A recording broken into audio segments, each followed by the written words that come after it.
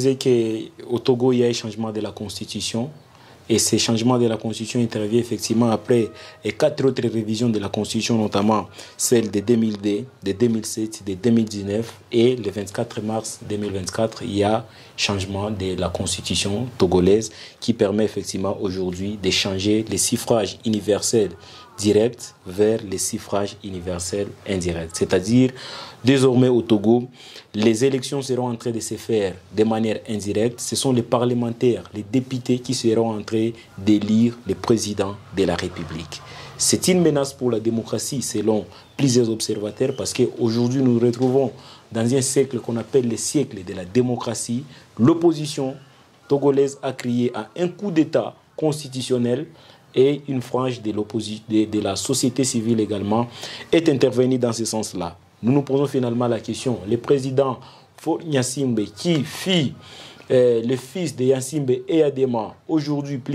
près de 20 ans ou 19 ans au pouvoir, va bénéficier d'une année, en tout cas de trêve, qu'on peut considérer comme une année de bonus, avant en tout cas de briller un autre mandat qui va lui permettre d'en avoir beaucoup plus. Et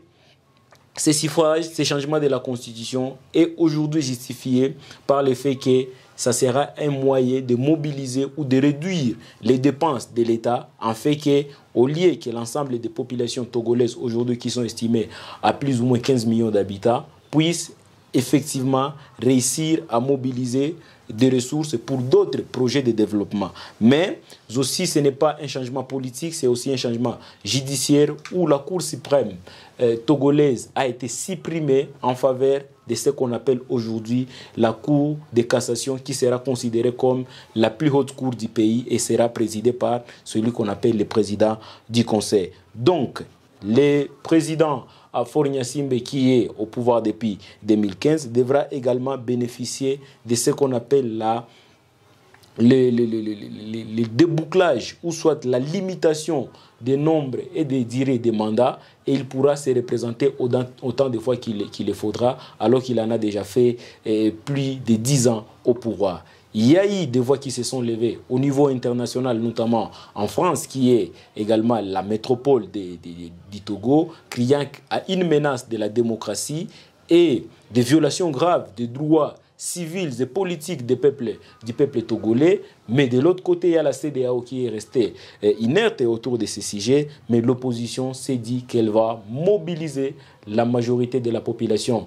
togolaise. Et nous ne savons pas jusque-là quelle est la voix de la société civile à travers des mouvements citoyens qui sont au Togo, mais aussi l'ensemble de toute la jeunesse aujourd'hui privée du droit de vote de leur chef de l'État, mais désormais qui sera en train d'être fait à travers les députés qu'ils auront à élire. Est-ce que c'est une manœuvre pour le président de continuer à,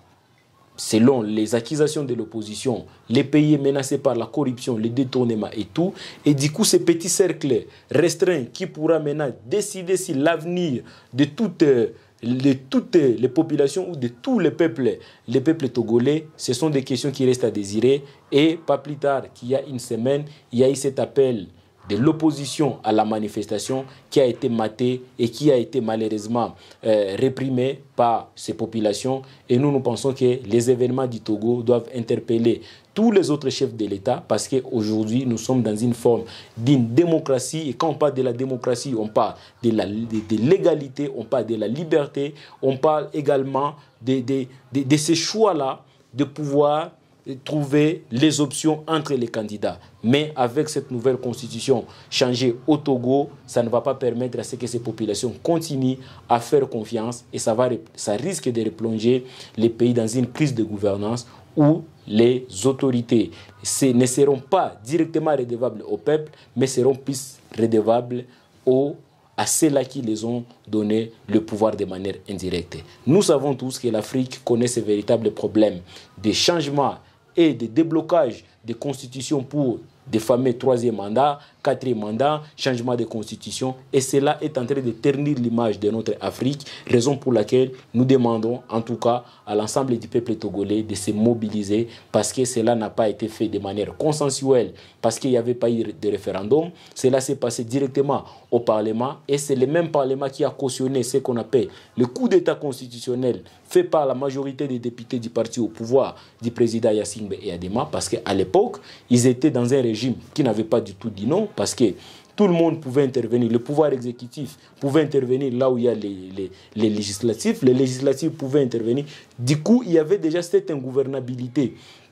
des institutions togolaises, mais ils ont décidé de passer de ces régimes-là vers les régimes parlementaires. Donc, nous faisons foi au président Faure Gnassingbé et à l'ensemble du peuple togolais. Si cela revêt effectivement de la volonté populaire, nous souhaitons vraiment toute la bonne chance et la dignité au peuple togolais et que cela soit la voie du développement de ces peuples, soit la voie du développement de l'Afrique et de la CEDEAO. Nous disons et nous vous remercions.